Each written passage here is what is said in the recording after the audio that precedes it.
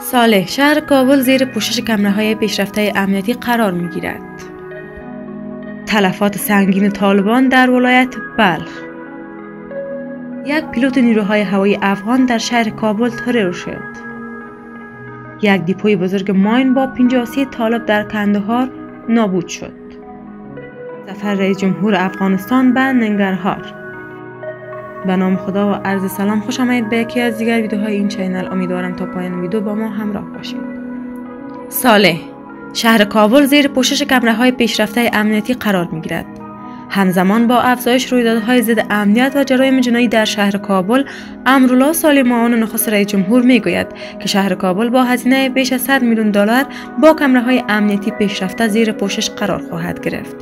آقای صالح در گزارش جلسه 6 روز چهارشنبه 7 جدی نگاشته است که این برنامه بزرگ از سوی متحدان افغانستان پشتیبانی خواهد شد. او می‌افزاید که ساحه برای تروریستان و دزدان تنگتر می شود، نه گشاده تر.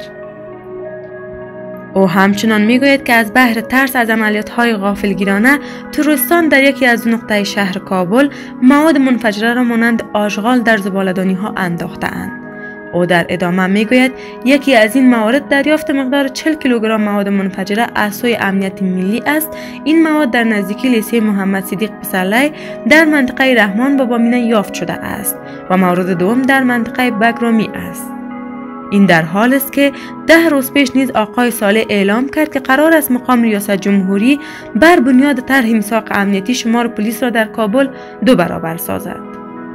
او اضافه کرده بود که مسئولیت تامین امنیت بازگاه‌های اطراف کوههای کابل از پلیس به نیروهای ارتش سپرده شده است. از سوی دیگر شماری از اعضای شورای ملی گفتند که حکومت باید درباره چگونگی 2 برابر شدن نیروهای پلیس در کابل اطلاعات بیشتر بدهد. شماری از اعضای مجلس نمایندگان گفتند که باید روشن شود که چه کسانی در چارچوب پلیس استخدام می شود و بودجه این نیروها از کجا تمویل می شود. تلفات سنگین طالبان در ولایت بلخ.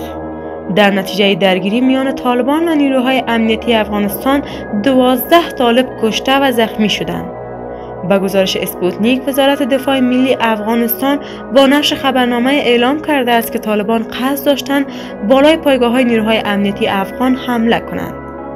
خبرنامه این وزارت گفته است که طالبان پلان داشتند در منطقه قلعه وکیل و بنگاله ولسوالی بلخ ولایت بلخ بالای موقعیت‌های نیروهای دفاعی و امنیتی حمله نمایند که نیروهای امنیتی حملات آنها را دفع نمودند. وزارت دفاع گفته است که نیروهای دفاعی و امنیتی با همکاری مردم از این پلان مطلع گردیدند و قبل از اجرای شدن آن در مسیر هجوم تروریستان کمین افراز نمودند. خوشبختانه تروریستان مهاجم به دام کمین نیروهای دولتی افتادند که در نتیجه پس از دقایق درگیری 4 تن از جنایتکاران طالب کشته و 8 تروریست دیگر زخمی شدند و از ساحه متواری گردیدند. گفته شده است که در این درگیری ها آسیب به نیروهای افغانی نرسیده است.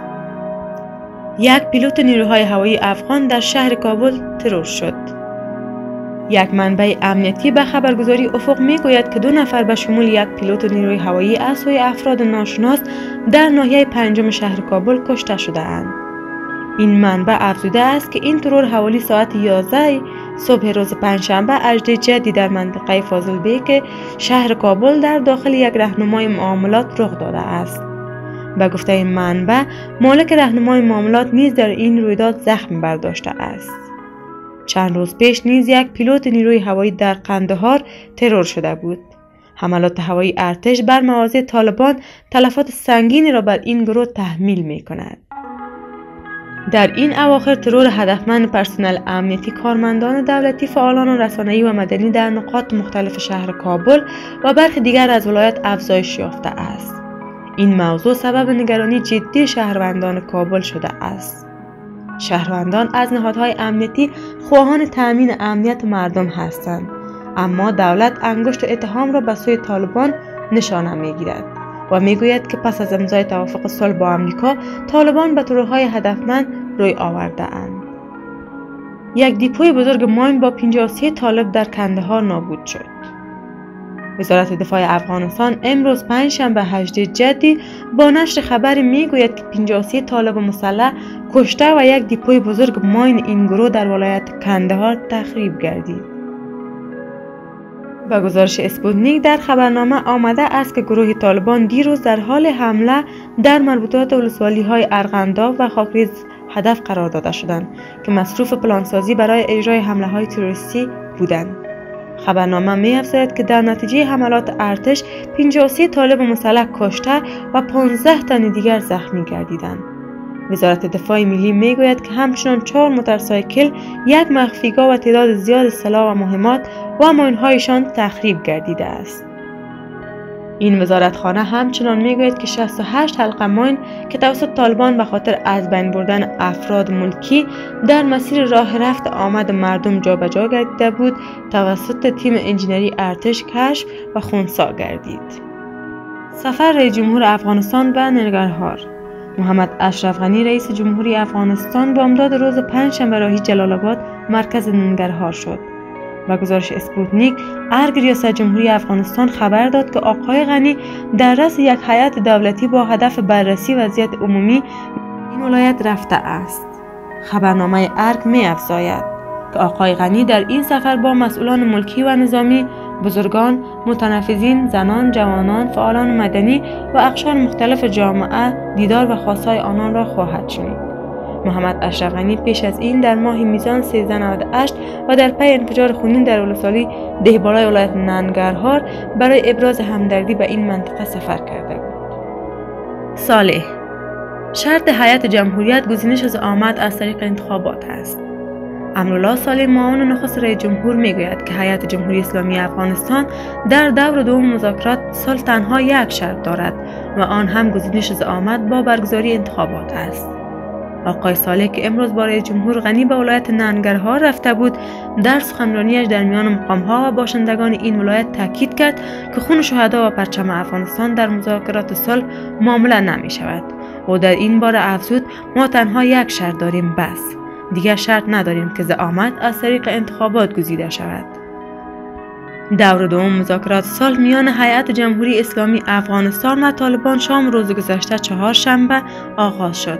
دو طرف نشست نخستین را برگزار کردند و تصمیم بر آن شد که گروه‌های کاری هیئت‌های دو طرف به روز شنبه هفته آینده کار را درباره آجندای مذاکرات آغاز کنند.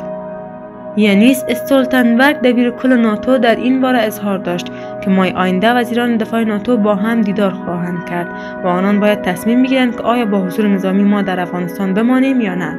آیا این کار خطر حضور طولانی مدت نظامی را در افغانستان خواهد داشت و یا اینکه اعضای ناتو میخواهند آنجا را ترک کنند. اما ترک افغانستان خطر مبدل شدن دوباره این کشور را به یک پناهگاه امن هراس افغانان جهانی دارد. با این همه نگرانی‌های امنیتی دبیرکل ناتو از پیشرفت‌ها در مذاکرات صلح امیدوار به نظر می‌رسد. سپاس از این که تا این دم با ما همراه بودید.